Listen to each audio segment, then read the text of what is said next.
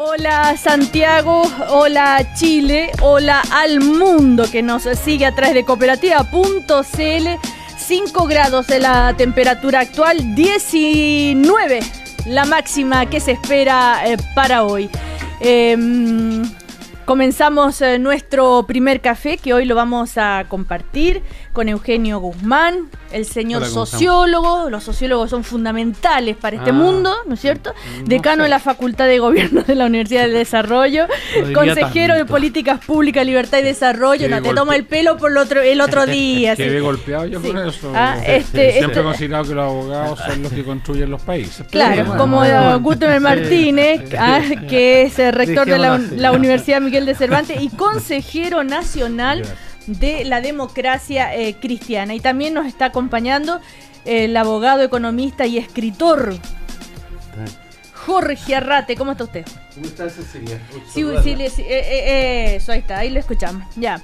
El primer café de hoy, que como cada mañana nos acompaña la Universidad Alberto Hurtado. Los movimientos migratorios traen consigo discriminación y dejan en muchos casos a los extranjeros en el total desamparo. Hay países que crean barrios para agrupar a determinado tipo de individuos. Bueno, una reflexión sobre el tema plantea el académico Pablo Salvat, una publicación del Observatorio Decide de la Universidad Alberto Hurtado. Cambia el mundo, Universidad Alberto Hurtado. Bueno, hay muchos temas, la agenda, como decía Eugenio, está nutrida hoy. ¿Con qué vamos a partir? Tal vez nuevamente el tema de la ley antiterrorista, 2 bombazos en una comisaría de Santiago, el gobierno invocará la ley antiterrorista. Hay una especie de clima, sigue esto de las bombas y que uno parece no entender muy bien por de dónde vienen y el gobierno tampoco.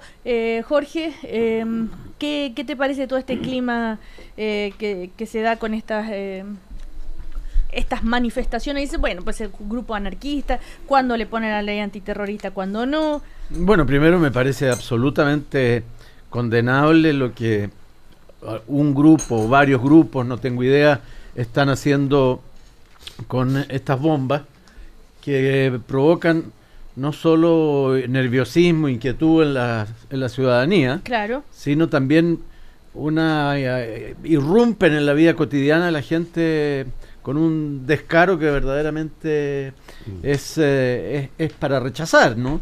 El metro tiene que cerrar sus estaciones, eso significa mucha gente que se transporta en el metro, que tiene que variar sus rutas, sí, que llega atrasado al trabajo o retorna más tarde a su hogar. En fin, yo creo que es algo absolutamente condenable y creo que el gobierno hace bien en actuar con mucha fortaleza para poner término a estas acciones. Y hablo de la ley antiterrorista, a propósito que ha sido, la palabra terrorista ha estado muy presente en la agenda pública, ¿no? Desde los dichos de que ya lo hemos comentado aquí en el café, ¿no es cierto?, sobre el asesinato de Jaime Guzmán, si era un acto terrorista o no, en fin, cuándo se aplica, cuándo no, la condena de la Corte Interamericana de Derechos Humanos, que también lo hemos conversado a propósito de los 9 comuneros mapuches que habían sido condenados bajo la ley antiterrorista. Bueno, en fin. Y ahora lo de ayer tiene que ver también con el pasado y con Jaime Guzmán, que es esta condena a 5 años, ¿no es cierto?, para Villanueva por el asesinato de Jaime Guzmán, pero pena remitida, o sea, no va a estar preso. Entonces, ¿qué se dice? Todavía, tantos años después, no hay nadie preso por la muerte de Jaime Guzmán. Y hay una reacción de parte de la UDI, lógicamente, bastante airada. ¿Qué dice usted? Bueno, yo creo que ya se ha dicho bastante al respecto. Yo creo que la desazón está precisamente por lo que tú mencionas, o sea, que después de tantos años no haya ningún culpable o no haya un culpable, no haya ninguna condena efectiva.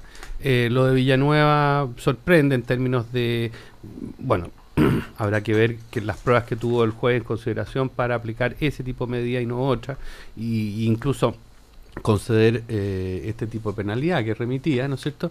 Pero básicamente lo que genera, ¿no es cierto?, esta especie de sazón, llámalo desilusión o frustración, es precisamente lo otro, o sea, que tú no tienes mecanismos de extradición para alguna de las personas que supuestamente participaron en esto, etcétera, etcétera. Entonces, obviamente, eso se traduce en cierto tipo, llamémoslo así, indignación por parte de algunas personas. Claro, hay... ninguno de los involucrados, como se dice, ¿no es cierto?, está en prisión. ¿Qué es lo que hizo Enrique Villanueva? Apeló por la sentencia del juez Mario Carroza, que le aplicó ley antiterrorista y seguridad interior del Estado. Además, le reconoció la irreprochable conducta y la media prescripción. El juzgado, bueno, el tema de fondo aquí, ¿qué creen ustedes que es, Gutenberg? No, yo creo que el tema de fondo es primero que los temas de terrorismo o de alteración del orden público con amenaza del modo que hemos estado comentando requieren un rechazo muy fuerte, muy explícito de todos. Requiere un Estado eficiente, requiere un gobierno que tome medidas. Yo he visto que el gobierno ha estado tomando medidas, se han hecho consultas con el Poder Legislativo, se ha anunciado uno de los déficits que aquí en el mismo programa se ha notado, los déficits de inteligencia, que la inteligencia en tiempos democráticos es distinta a la inteligencia en tiempos de dictadura. La inteligencia busca prevenir, busca evitar que se produzcan. La inteligencia en tiempos de dictadura busca reprimir, son cosas diferentes. Bueno, yo creo que eso está todo bien, pero a su vez hay una necesidad legal, o sea, está claro de que los instrumentos legales no parecen adecuados. La Corte nos enmenda la plana desde un punto de vista del órgano de derechos humanos interamericanos. Por otro lado, la Fiscalía señalan que la ley, de acuerdo a la última modificación, coloca la situación en términos imposibles, o sea que la ley antiterrorista, para ser aplicada, tiene que demostrar que hubo una voluntad, que la bomba se puso con la intención de asustar a alguien o de producir una amenaza terrorista, cosa que es bastante absurda desde un punto de vista de presentación, y por lo tanto hay una necesidad de generar un mecanismo legal que sea útil, que sea eficiente, que respete el debido proceso, que respete los derechos humanos, pero que también respete el derecho de los ciudadanos de perseguir lo que haya que perseguir, prevenir lo que haya que prevenir y evitar el terrorismo. Claro. Ahora, pero respecto al caso de Villanueva, por ejemplo, Hernán Larraín, senador de la UDI, dice: en el mundo hay una red de protección para quienes cometieron el crimen contra Jaime Guzmán. ¿Cómo una red de protección? A ver, Mira, yo quiero decir lo siguiente. Primero tuve casualmente ayer un contacto por otras razones con abogados que están interiorizados del caso de Enrique Villanueva, que como tú dices, la sentencia fue apelada de inmediato, había 24 horas de plazo y fue apelada la sentencia, entre otras razones porque sus abogados sostienen que se le ha aplicado una legislación que no estaba vigente. Pero leyendo en la prensa, yo entiendo que a Enrique Villanueva se le acusa de haber participado en una reunión en 1989, en la que se lanzó un programa, por llamarlo así, llamado No a la Impunidad, o algo por el estilo, y que conllevaba el hacer justicia respecto a personas que ellos estimaban que habían cometido delitos, ¿no? Ahora, esa fue la participación de Villanueva, porque Villanueva no participó ni en la planificación, esto me dicen en el proceso, del crimen horroroso de Jaime Guzmán, ni tampoco en su ejecución. Villanueva es en realidad una suerte de autor intelectual sería, si hubiera participado en esa reunión, yo no lo sé, pero quiero precisar bien cuál es la responsabilidad que le cabe, y que es distinta a las otras personas que están siendo grave, buscadas. Entonces, o sea, que tú estás tomando precisamente de ser ciertos esos hechos que narra Jorge, es que tú estás tomando el hilo en la parte más delgada, menos relevante de todo esto. Y por lo tanto, si hay algunas personas que están siendo protegidas o supongamos que la expresión protegida no es la adecuada, pero que tienen mecanismos como para evitar ser extraditados. Obviamente no estoy hablando de algunos que están hoy día en cárcel como bueno, no recuerdo el nombre, que está en Hernández. Brasil. Hernández está en Brasil, pero otros que probablemente gozan de libertad. Bueno, la situación genera cierta frustración. Porque además Pero todas estas cosas se van yo no repitiendo, entiendo, ¿ah? pero yo no y pueden entiendo operar nada acá. en otra dirección, pues, ¿me entiendes, Cecilia? Porque uno de los extractos del fallo dice: los indicios demuestran sin duda alguna que el procesado Villanueva Molina estuvo presente y expresó su conformidad cuando se decide la ejecución de personas y se elabora la lista de las víctimas. O sea, estuvo presente en ese momento, dice el extracto del fallo. Sin embargo, bueno, se le concede el beneficio de libertad vigilada intensiva debido a que los antecedentes del proceso dan cuenta de su situación profesional y académica, reinsertado socialmente y resultando más beneficioso para son algunos extractos que estoy leyendo aquí en la tercera. Entonces es como confuso, ¿no? Yo creo que efectivamente es confuso porque de todos los eventuales responsables de este crimen, como dice Eugenio, parece ser que Enrique Villanueva es el más distante, llamémoslo así, de la ejecución de este acto, porque hay un supuesto acuerdo que se adopta en 1989 para llevar adelante ajusticiamientos, que no se realiza hasta 2 o 3 años después y en el que no tiene ninguna participación Villanueva. Pero yo quiero referirme a otro tema que me llamó mucho la atención anoche sobre esto. Sí. Escuché al ex senador Jovino Novoa en la CNN. Sí. Y él en 2 ocasiones señaló que aparentemente, estoy citando literal, había antecedentes que indicaban que el gobierno de la época conocía que iba a haber un atentado contra Jaime Guzmán y que el delito podía haberse evitado por esta razón.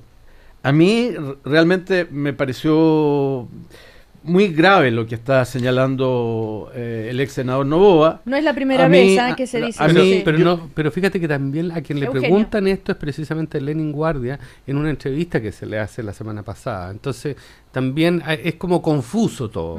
¿Ya? Bueno, pero ahora, el punto es que Jovino Novoa es un hombre que tiene una responsabilidad política mucho mayor en este país. Fue senador, ocupó cargos de subsecretario o ministro, subsecretario me parece, en el gobierno de Pinochet, y lanza 2 veces un ataque, me pareció a mí, al gobierno del presidente Elwin. Yo quiero decir lo siguiente, porque es una anécdota de valor histórico. Por casualidad, yo estaba en la sala, en la oficina del presidente, en el momento en que llegó la noticia del asesinato de Jaime Guzmán. Yo era presidente del Partido Socialista y había ido a ver al presidente por otras razones.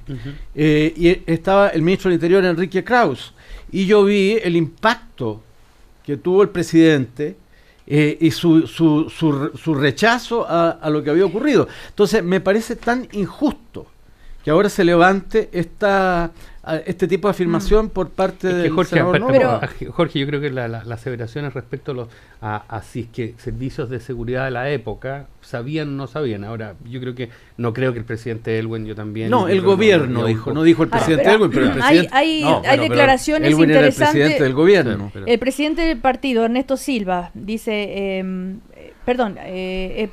Larraín, el senador, dice... El senador. Sí.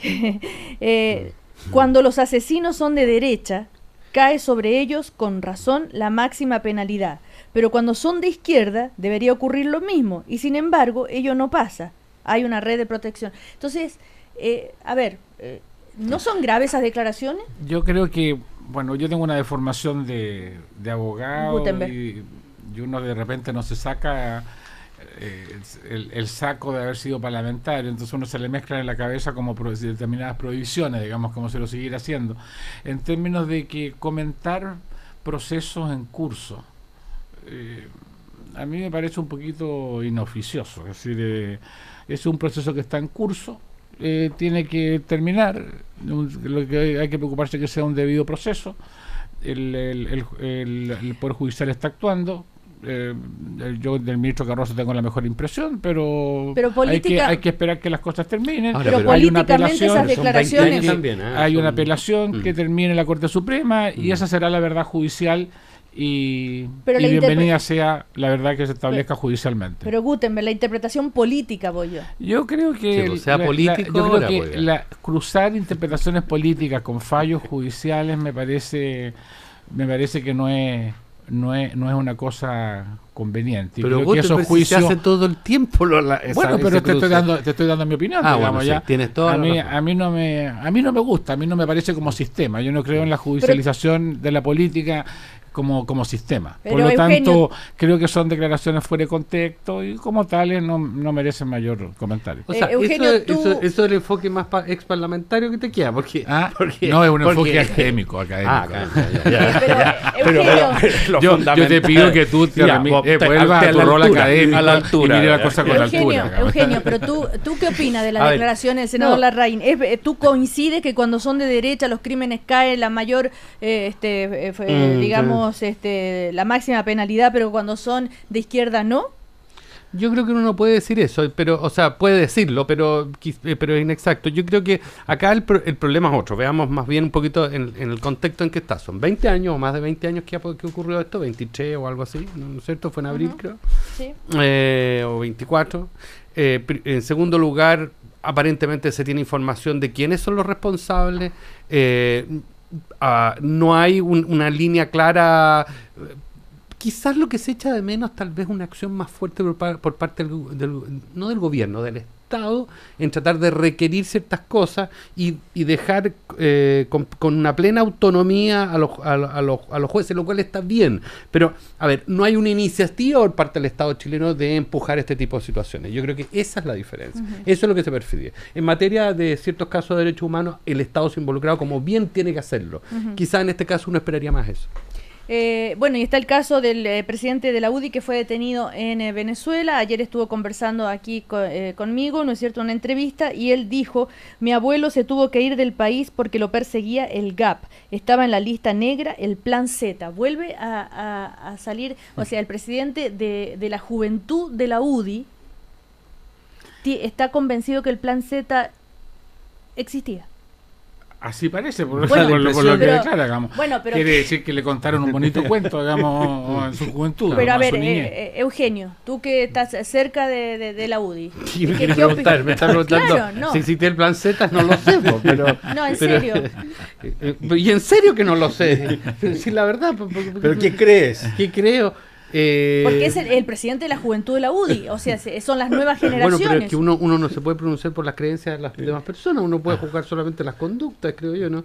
Ahora, pero yendo a este caso, yo creo que eso es anecdótico secundario. A mí me parece que aquí lo grave y lo que importa es que una persona, independientemente de lo que vaya a hacer, no es llegar y detenerla si es que tiene o no tiene carné, o si se la amenaza o no se amenaza, eso no pasa. Yo no creo que en Chile pasaría si una persona está sacando fotos, estás equivocado. En Chile hoy. Estás equivocado. No, pero no estaba sacando, Jorge. no estaba sacando fotos. No estaba sacando Hay fotos. un ciudadano peruano, no quiero comparar las situaciones porque las dos, a mí, yo quiero decir lo siguiente. ¿Pero tú crees a que mí en Chile estas prohibiciones de sacar fotos y todas estas cosas, Ya, okay, a mí estamos no de me acuerdo. gustan, porque en general creo que son parte de la burocracia, de las fantasías, de las burocracias policiales y militares, que no se puede sacar fotos. Todas esas cosas, ya. Ahora, uno tiene que andar, sobre todo cuando anda fuera del país, con su documento, porque si Sí, alguien... tenía el carnet de identidad. tenía el Sí, carnet tenía el carnet de identidad. Venezuela no se necesita... Mira, no yo procede que lo hayan detenido. Pero la tampoco. manera en que lo detuvieron. Sí. Probablemente Y lo que le adivinaron que él hicieron, creía no. en el Plan Z.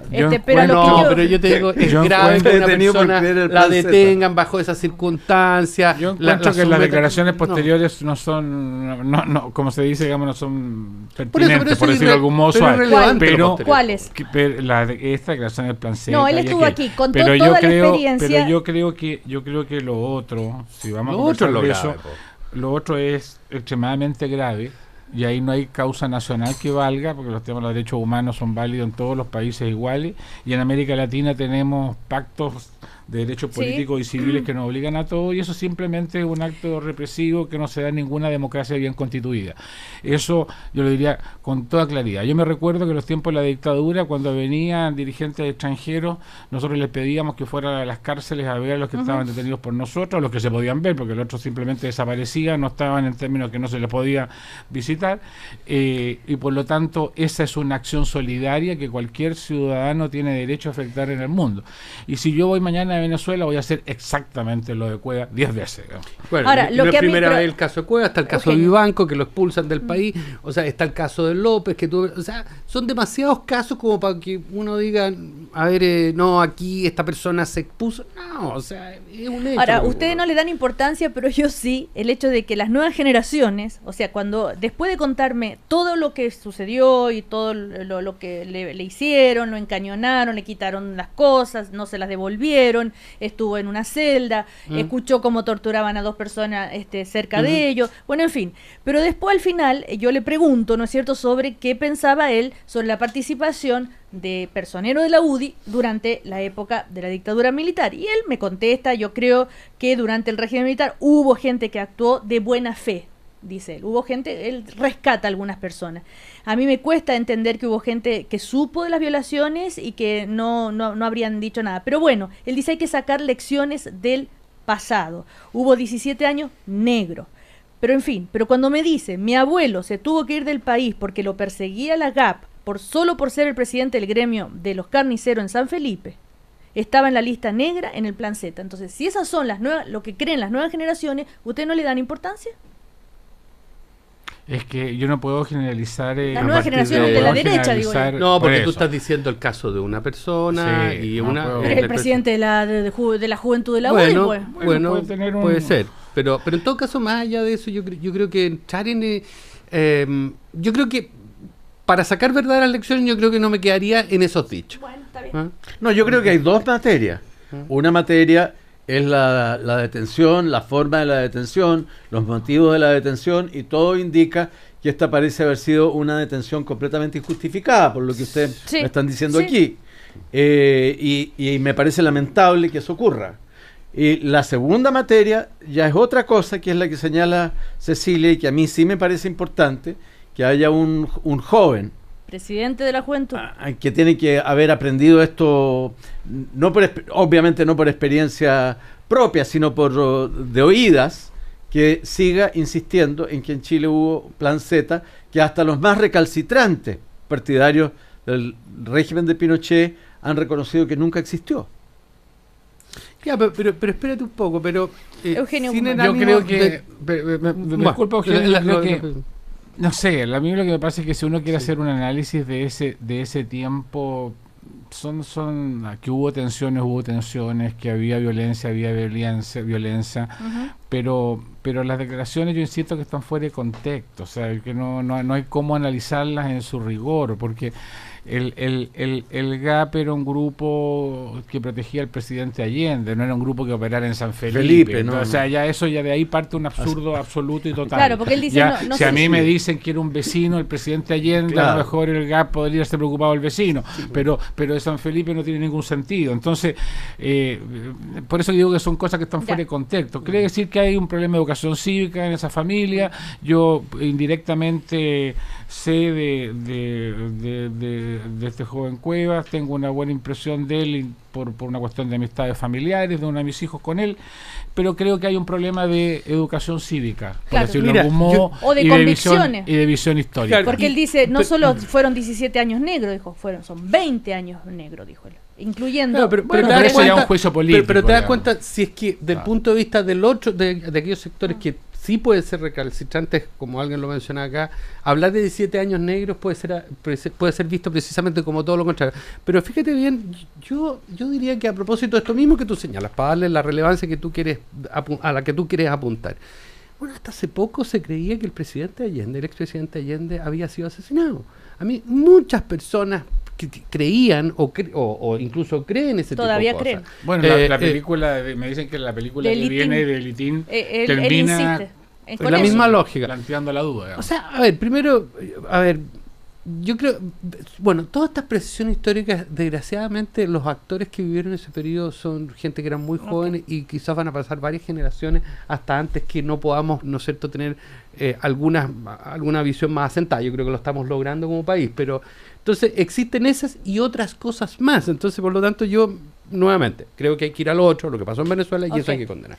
Bueno, condenado lo que pasó en Venezuela, les quería hacer otra, no sé si quieren. La presidenta está en Angola, ¿no es cierto? Sí, buscando petróleo. país... O en Mozambique, creo. No, pasó por Mozambique y ya está en Angola. Angola. ¿Qué pasa en Angola? ¿Cuál es la situación política en Angola? Un gobierno eterno, de graves violaciones a los derechos humanos. Bueno, Jorge siempre ha sido experto en Angola. Él ha estado en Angola por muchos años. Bueno, pero yo lo pongo como ejemplo de cómo no hay una una cierta hipocresía cuando se condenan los derechos humanos y a ciertos países, pero hay otros con los cuales se mantienen relaciones comerciales, se visita, que también, como China, como, bueno, en fin, y ahí es otro el trato. ¿Qué reflexión merece eso, no? Bueno, la verdad es que yo no sé mucho de Angola. He leído en la prensa lo que tú Habla señalas. portugués, por ejemplo. Y me parece que si es como la prensa lo dice, debe haber alguna razón de Estado muy poderosa para que la presidenta haya hecho este viaje, porque razones si no, económicas, la verdad es que no se justificaría. Intercambio económico y todo lo demás, pero no es la primera vez que pasa eso, ¿no? Con toda no franqueza, sé si van más al fondo. Yo creo que con toda franqueza, tú haces una pregunta que va al callo. Y a mí me parece que en esto hay que tener una sola posición. O sea, si efectivamente en Angola, cosa que a mí no me consta porque no he estado tanto de aquello, no lo sigo, pero si en un país hay violaciones de derechos humanos, si uno lo visita tiene que hacerse cargo del tema, tiene que estar planteado a lo menos en la agenda de discusión, tiene que haber algún tipo de actividad con la disidencia, si es que existe, con la oposición, si es que existe. Eso es parte de la cultura democrática y yo creo que es parte de nuestra experiencia política chilena. No conozco el caso y si así fuera, la Cancillería tiene que explicar por qué se ha puesto un viaje a un lugar donde se violan los derechos humanos. Eso lo digo con toda franqueza, digamos. Yo creo que en este tipo de cuestiones uno tiene que tener líneas claras. ¿Y cuando se va a China y cuando se hace negocio con China?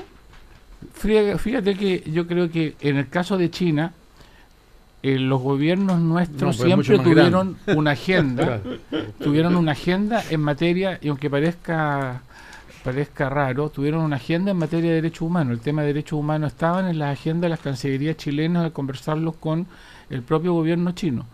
Y sobre la base de esa agenda, el planteamiento y el interés nuestro en materia de derechos humanos se planteaba. No sé qué es lo que ha pasado, digamos, en los últimos 5, 6, 8 años sobre la materia, pero creo que tampoco uno debiera cejar de plantear el tema en China, porque al final de cuentas lo que se produce al final en este tipo de situaciones son, yo soy cristiano, así al final la verdad siempre se impone, las cosas al final explotan, y si la comunidad internacional no actúa a tiempo, explota de mala manera.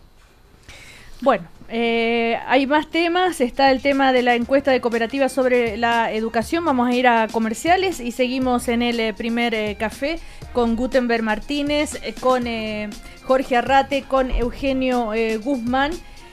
Ahora, yo estaba tan esperanzado en que Jorge era experto en Angola y... Ya les voy a contar más detalles. Ya les cuento más detalles porque pensé que ustedes sabían. ¿De Angola? Claro, está un presidente que está casi eternamente, con una hija que tiene negocios bastante raros, con un régimen absolutamente autoritario, por favor. O sea, Angola ya. Y Mozambique también, probablemente. No. ¿Sabes cuál es el calcio preferido por los médicos? No, obvio, el único calcio aprobado por la Fundación Chilena de Osteoporosis, el calcio que se toma hoy para estar bien mañana. Conoce más en elcal.cl. Seguimos en el primer café. ¿Sabes por qué se prefiere el cal para cuidar los huesos? Por las mismas razones que lo prefieren los médicos. Es libre de gluten y lactosa, tiene las dosis adecuadas de calcio y vitamina D, es más fácil y cómodo de tragar ya que viene en cápsulas, así que conoce más en elcal.cl. Gutenberg Martínez, Jorge Arrate, Eugenio Guzmán, vamos a la reforma educacional. A propósito de la encuesta de cooperativa, 9 de cada 10 consultados cree que la reforma educacional es necesaria, pero cuando uno empieza a desglosar hay algunos puntos en los cuales no están muy de acuerdo. Por ejemplo, 31% cree que la derecha ha puesto dificultades para el bien del país.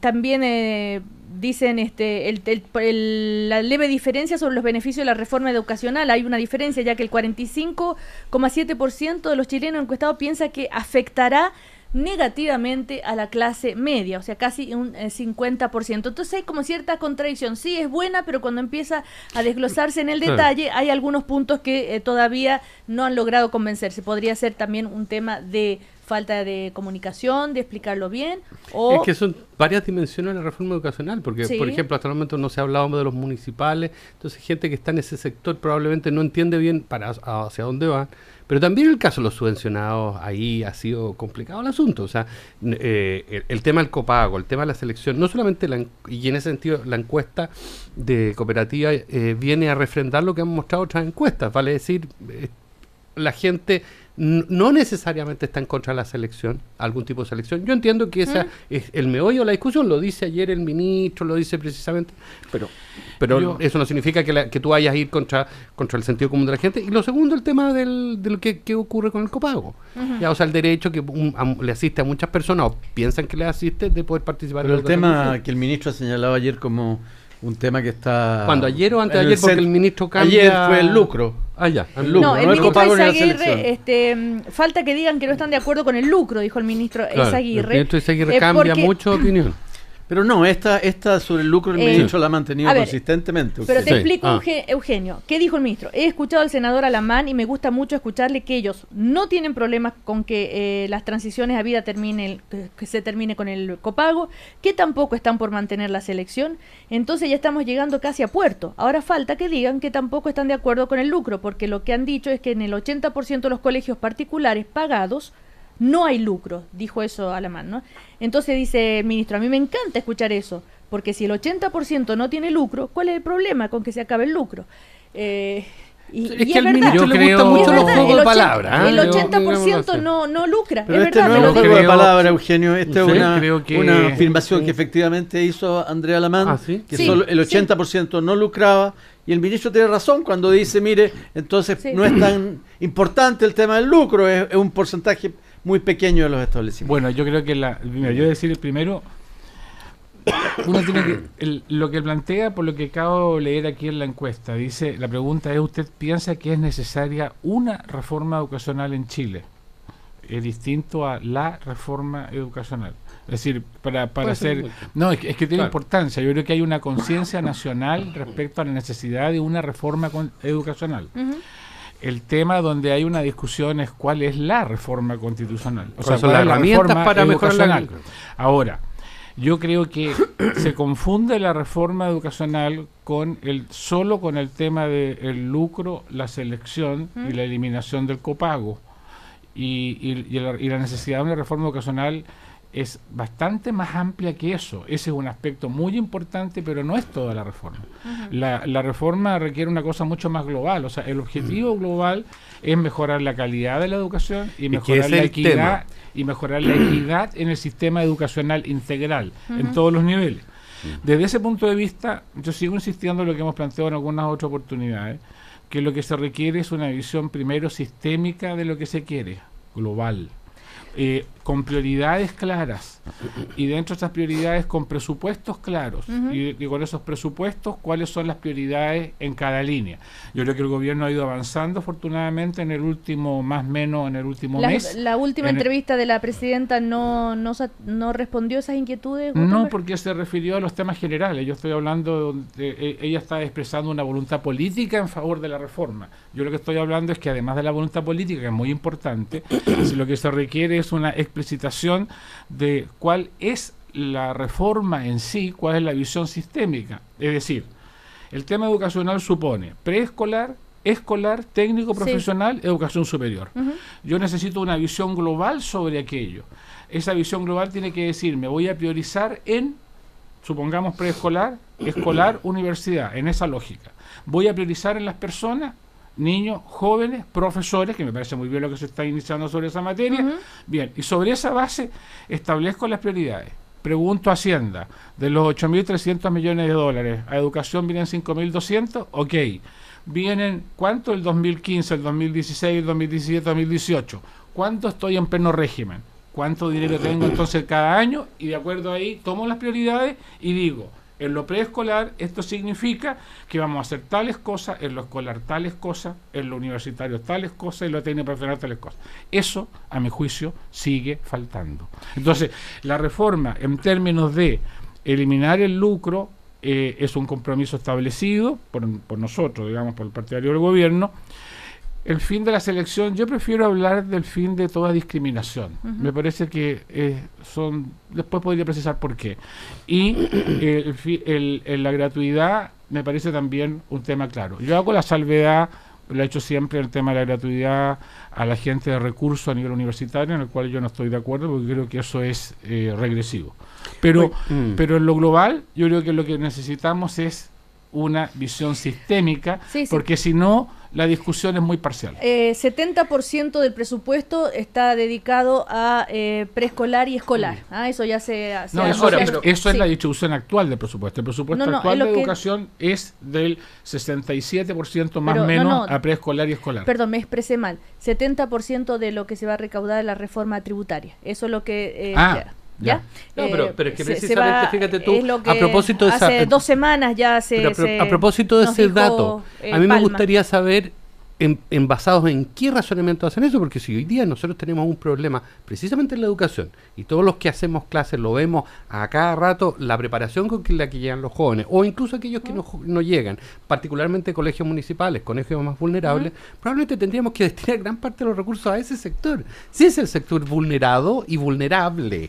¿Ya? Entonces, esa discusión no ha estado. Y por no ha estado, por ejemplo, en términos de calidad de la educación, que ha estado, pero de manera muy circunstancial. Cuando tú ves, y Jorge, bueno, ha vivido en Holanda y en otros países desarrollados, lo puede expresar, todos estos procesos se han desarrollado con mucha experimentación también. O sea, ¿por qué un niño inglés puede hacer buenos ensayos? Porque el sistema está construido en base a eso. Los cambios se han hecho desde el aula. Aquí hemos hablado casi nada en el país sobre cómo podemos mejorar el aula. ¿Ya? Entonces, pero yo veo el plan para justamente los profesores, y incluso se llegó a un acuerdo. No sé, a mí me gustaría saber si esos acuerdos va a subir sueldos o qué cosa. Todo. Ya, pero es que no es eso solamente. Hoy día, mira, imagínate tú que tenemos un vicio, yo encuentro en la forma como hacemos política pública en Chile, es que no somos capaces de experimentar en un sentido de poder aplicar programas, evaluarlos, tener todas las metodologías correspondientes y después decir, bueno, lo vamos a generalizar. No, aquí hacemos una cosa y la generalizamos inmediatamente. Entonces, aquí en este mapa, que justamente el mapa de la reforma educacional, desarrollo de una política nacional docente, y se habla sobre justamente fortalecer la profesión docente, se van a potenciar los programas, innovar para ser mejor, bueno, en fin, va a permitir mejorar la situación de los cerca de 90.000 maestros y maestras de educación, mejores remuneraciones y exigencias acordes a la misión que tienen profesores y profesoras. Jorge Arrate. Quiero decir lo siguiente. Yo creo que este proyecto esta propuesta de reforma educacional, de hacer una reforma educacional, es una de las más complejas que puede plantearse cualquier gobierno, porque la educación tiene una extensión que toca todos los principales botones racionales y emocionales de la vida de las familias chilenas y de los chilenos. Es imposible hablarlo todo al mismo tiempo. Hay que tomar una hebra y partir por ahí. ¿Cuál es la hebra que ha tomado el gobierno y que ha expresado el ministro Izaguirre? Yo soy, en general, un crítico del gobierno, pero comparto esta hebra que ha tomado y que ha planteado el ministro, que es el establecer la educación como un derecho social universal. Y eso se traduce en 3 cuestiones, que son las que han estado planteadas en esta reforma. Todas las otras que ha planteado Gutenberg, que ha planteado Eugenio, naturalmente existen y tienen que ser discutidas. Pero Jorge, uno tiene que elegir un cordón. Un cordón, como tú quieras llamarlo, un cable, como tú quieras. Para mí es el núcleo central desde el punto de vista cultural de lo que es una reforma educacional. Una reforma educacional no es una cuestión técnica. Una reforma educacional es una cuestión político-cultural. Y aquí lo que se está planteando es cambiar la mirada que ha tenido el país a una mirada en que, como he dicho yo en este mismo programa, disculpe que me autocite, para parafrasear a Neruda, la educación es como el aire. La educación no puede ser no puede ser dejada al libre arbitrio del mercado. La educación es necesaria para todos, porque todos tienen que respirar, todos tienen que educarse. Por lo tanto, es un derecho social universal. ¿Estamos de acuerdo en que la educación es un derecho social universal y no un bien de consumo? ¿Estamos de acuerdo en que la educación no esté sujeta al funcionamiento del mercado, sino que tenga una prioridad social, que sea una tarea pública de todos?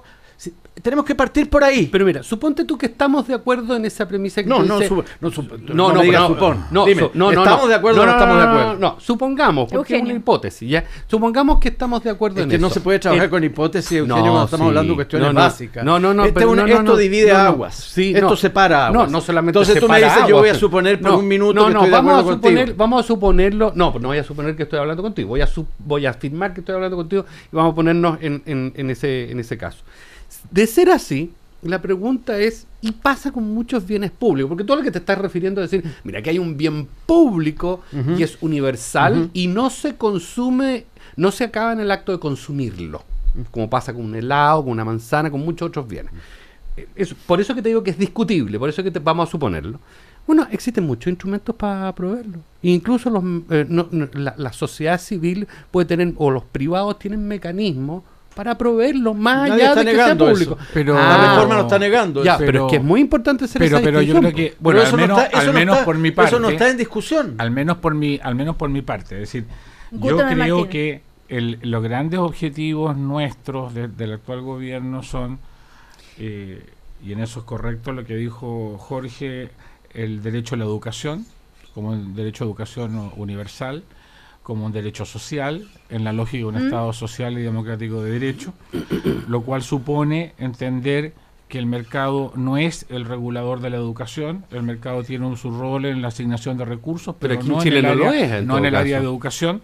Pero en Chile no lo es, digamos, claro, hay un... Es que todos sabemos que esto, Eugenio, se inicia porque Piñera dijo en su oportunidad que dijo. Bueno, pero es que estamos viviendo la realidad chilena, digamos. La realidad chilena, pero, el presidente saliente dijo que la educación era un bien de consumo. Y ahí se generó una discusión y bueno, y por eso estamos discutiendo. Entonces, pero la realidad chilena tú comprenderás que está regulado. Si estamos de acuerdo, está totalmente regulado, a eso me refiero que no. Bueno, perdón. Si yo al menos estoy expresando mi acuerdo en términos de calidad, equidad, derecho, educación universal. Esos principios, a mi juicio, son vitales, tienen que estar presentes y tienen que estar presentes en la Constitución, tienen que estar presentes en la ley orgánica o en las leyes comunes, como quede finalmente. Segundo, en mi visión humanista cristiana, yo me centro en los efectos respecto a las personas, niños, niñas, jóvenes, profesores, familias. A mí me interesa ese rol. Yo no creo tanto en las cosas estructurales, creo más en las cosas personales, porque soy personalista, no soy estructuralista. Tercero, creo que estando de acuerdo, totalmente de acuerdo, lo hemos dicho acá en el programa, de que la reforma educacional es una cuestión súper compleja. Y ser ministro de Educación exige mucho coraje. No era un regalo, digamos, ya no lo fue nunca, pero hoy día con mayor razón.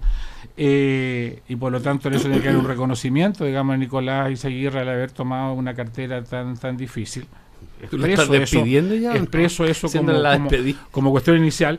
Yo quiero decir que una reforma tiene que ganarse la opinión pública, tiene que ganarse el diálogo ciudadano, y en eso uno tiene que tener una visión, insisto, sistémica. Y lo que tenemos en el mapa de la reforma educacional que tenemos aquí presente, que nos mandó la Secretaría General o no sé quién, digamos, del gobierno, son algunas cosas, pero no es, insisto yo, en una visión sistémica, porque si no, lo que yo le tengo temor, y termino con esto, Cecilia, es que se genere tanta aspiración de que la reforma educacional va a lograr tantas cosas en este gobierno, cuando esto es una operación mayor que requiere prioridades, gradualidades sujetas a presupuestos. Gutenberg, un ejemplo de eso. Podríamos resolver. Pero Eugenio, en rigor al periodismo, la presidenta dijo aquí, en este estudio, que la reforma educacional no se va a realizar en 4 años, está de aquí al 2016, 2018, casi se podrían ir logrando todos los objetivos. O más, el copago termina en 15 años. Y respecto a esto, ella dijo, yo sé que da lata pregunta, pero invito a ingresar, ¿no es cierto?, y conocer los mensajes que están con los proyectos, porque cada proyecto tiene un desglose. Eso es lo que dijo. Y la otra pregunta que le quería hacer a Gutenberg. En la democracia cristiana, ¿les parece bien el ministro Eizaguirre? ¿O usted lo considera un buen ministro de educación? Es decir, yo a Nicolás lo conozco muchos años en el gobierno y siempre he tenido una buena impresión de él. Yo no hago juicio respecto a las personas. ¿Cómo lo está haciendo como ministro? Yo creo que si yo hubiese tenido que plantear la reforma, primero habría hecho una visión sistémica, segundo me habría preocupado de mejorar la educación pública, porque estoy contestando en positivo, una clara mejoramiento de la educación pública, en paralelo lo del copago, la selección y lo otro. Creo que ahí hubo una visión equivocada inicial, como todos los partidos de la nueva mayoría lo plantearon en su minuto, pero esa fue la opción que tomó el gobierno, y yo creo que en eso está habiendo un reencauzamiento necesario. ¿Pero es del ministro o de la presidenta? ¿Es del ministro o de la presidenta la responsabilidad? Problemas tan complejos como este. Tienen muchas hebras o cables, no sé cómo los llamó, cordones, como lo llamó Eugenio, en que uno tira uno para abrir. Eugenio. Bueno, el que tiró el gobierno es ese. Yo comparto y lo he dicho aquí, que se precisa una visión mucho más clara y más precisa de muchas materias, pero particularmente de qué es lo que el gobierno quiere hacer con la educación pública. Ahora, Eugenio, yo creo que de repente tiras y como esa broma te cae el balde de agua. Yo creo cuando tiras esos cordones, yo creo que un poco lo que está ocurriendo ahora. No, le está cayendo el balde de agua a los que lucran con la educación, espérate, eso no cabe duda. No, yo creo que no, pero en todo caso, más allá de eso, yo creo que el problema hasta el momento es que el tema, cuando tú ves a nivel internacional, tú ves cuando la posición del país, el gran tema de la educación en nuestro país es la calidad de la educación. Los temas de productividad están relacionados con eso. Entonces, si nosotros creemos ideológicamente que el tema es solo lucro, y dejémonos de cosas, el lucro lo podemos, se puede eliminar. Es simplemente cambiar un par de cosas, decir, mire, la educación no se puede, no sé qué cosa. Eugenio, ¿ves tú? ¿Ya? Yo creo que tenemos una discrepancia bien fundamental. Yo creo que plantear la educación como un derecho social universal es cambiar una perspectiva de la sociedad. No es simplemente el tema de la calidad, que es muy importante, no cabe duda. Es el tema de cómo la sociedad se mira a sí misma, mira, Jorge, cómo mira a cada uno de sus integrantes. De acuerdo, pero mira, hoy día es una sociedad tremendamente segmentada y la educación reproduce Jorge, el mejor ejemplo son los asiáticos, si ese es el tema. Los asiáticos, hace muchos años la educación es gratuita y pública. ¿Y cómo se han generado las diferenciaciones? En todos los asiáticos hoy en día están entrando con mucha fuerza en China, ¿ya? A través de las academias. Y para que los auditores entiendan, después de llegar del colegio, los niños van a toda suerte de academias de idiomas, de matemáticas, esto, pagados por sus padres, que en los índices normalmente no se considera, y ahí se produce la diferencia. Y que tienen la más alta tasa de suicidio exactamente, tú lo has dicho. Adolescentes de esos países. Eso es lo que produce un sistema con mala calidad, gratuito. Sí, pero el complemento Eugenio, es el siguiente, al menos en nuestra lógica, copulativamente es calidad. No me mires así. No te había escuchado. Calidad con equidad. Es decir, insisto, copulativamente ambos términos. Y en esto hay una escuela bien desarrollada y bien discutida ya a través de UNESCO. O sea, solo calidad no basta. Tiene que ser calidad con equidad. Pero es que no porque tampoco, asumiendo otras máximas en términos de valores mayores, justicia, libertad, etcétera, tampoco basta solo equidad. Se requiere calidad y equidad, las dos cosas simultáneamente. Eso es la visión nuestra, porque yo puedo buscar una calidad elitaria, puedo buscar una calidad elitaria, una calidad solamente para un círculo, pero nosotros estamos buscando una calidad que le llegue a todos. Exactamente. Oye, cuando se habla de la calidad, tú simplemente dejas a un lado el aumento de los salarios de los profesores y dices, no, eso es aumento de salario. Eso es muy importante para la calidad. A ver, lo que te estoy diciendo es que ha sido tan extrema, tan ideológica la discusión, porque el lucro, cuando tú haces encuestas y analizas, vende mucho de un punto de vista ideológico. Bueno, tanto vendió que fue el propio régimen de Pinochet el que prohibió el lucro en las universidades. Sí, claro. No, por supuesto. Por supuesto. Pero yo me atrevo a sugerirle, invitarlo a también pensar en la lógica de las personas. A mí me parece muy bien esto que se está haciendo ahora de darle importancia al tema de los profesores. Yo creo que la recuperación de Sí, dignidad, la preparación respeto al del profesorado, el tema salarial, es un tema vital, y en eso me parece muy bien que a eso se le otorgue pero si prioridad. el problema lo vamos a tener por más largo tiempo, o sea, más largo rato, en el sentido de que son generaciones de profesores que vamos a tener que preparar Ahora, mejor. yo creo, Eugenio, que ustedes lo que tienen que hacer de una vez es aclarar si los dichos de Piñera los representan o no, porque eso es lo que genera toda esta confusión. La democracia cristiana se reunió con el Partido Socialista, hubo acercamientos. Es una visión académica.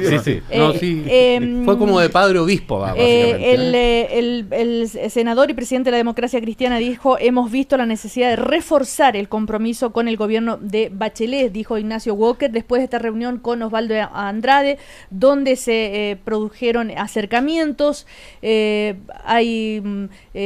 DC, dice aquí el titular, expresa aprensiones al PS por acercamientos con Marco Enrico Minami, pero como que se amigaron. ¿Qué pasó con la democracia cristiana y el Partido Socialista? No sé, yo no tengo una versión oficial del tema, he leído simplemente la prensa. Nosotros hay problemas en nuestra relación interna dentro de la nueva mayoría, eso es más o menos claro. Nosotros hemos hecho en nuestro voto político en la Junta Nacional un alegato respecto a que hay que tener cuidado con las cosas hegemónicas. En la DC se siente que no hay una consideración y un respeto a lo que son nuestras identidades. Hay un tema ahí, y la cosa del subpacto nos parece muy negativa, tanto un punto de vista de lo que es el derecho político, el derecho constitucional, el derecho electoral. No hay ningún esquema. Este señala que cuando hay sistemas proporcionales, la lógica es que no hayan subpactos, ni siquiera pactos, porque lo que se busca es que haya una gran diversidad para representar a los ciudadanos. Y por lo tanto, por ejemplo, eso es la lógica de un sistema proporcional. Y lo peor en este tipo de cosas son los camellos. Entonces, una lógica proporcional es que no deberían haber ni siquiera pactos, pero que hay, por lo que es la historia chilena, por lo que son las necesidades de lograr gobiernos de mayoría. Digamos que tienen que haber pactos, pero de ahí llegar a sus pactos, eso al final impide la diversidad. Y el otro tema que hizo mucha noticia, Gutenberg, fueron sus dichos, sus dichos, sobre que la nueva mayoría, ¿se acuerda que salió al aire usted mismo en el café, sobre que la nueva mayoría no se proyectaba más allá de los 4 años, que no era seguro, mejor dicho? Y ayer entonces el diputado Matías Walker aseveró que la cita esta de DCPS, una clara voluntad de fortalecer la nueva mayoría y proyectarla más allá de estos 4 años. O sea, llegaron a ese acuerdo, entonces... Es decir, yo entiendo que es una reunión muy buena de conversación, pero los acuerdos formales se expresan a través de mecanismos formales. Lo que nosotros tenemos hoy día es un acuerdo político programático para respaldar el gobierno de la presidenta Bachelet hasta el último de sus días, y eso nosotros lo vamos a cumplir estrictamente. Yo quería decir una palabra sobre el tema que ha planteado Gutenberg de los subpactos. Primero, para los auditores, el cambio al sistema binominal no tiene nada que ver con el tema de los subpactos. El tema de los subpactos lo están discutiendo los partidos, y a mi juicio la discusión por parte de varios de ellos es básicamente desde un punto de vista de intereses electorales. Yo coincido con Gutenberg Martínez en el sentido que los subpactos no corresponden en un sistema proporcional, e incluso los pactos. De lo que se trata es de que la ciudadanía se pronuncie por grandes opciones que compiten entre sí en un sistema proporcional y que dan lugar a las coaliciones y a las mayorías. Pero los subpactos tienden a deformar el sistema proporcional. 2 segundos, solamente. Eugenio, 2 segundos. 2 segundos, ya se acabaron, pero el tema es el siguiente, que no hay reforma electoral en los últimos 50 años en democracias estables, digamos, que no hayan tenido ese componente político. Fíjate, Francia el 85 se cambia a un sistema, y el 86 después, primero Mitterrand, y después al otro año Chirac. La cambia, vuelve al antiguo sistema de 2. O sea, es lógico que está el tema del poder, porque esos son los sistemas electorales. Y es razonable que así sea, y es legítimo también. Daría una anotación que es la siguiente. La democracia chilena te reclama diversidad. Lo que la gente reclama es tener candidatos que los representen en lo más cercano a su 100%. Y eso lo que requiere es que todos tengan la posibilidad de presentarse.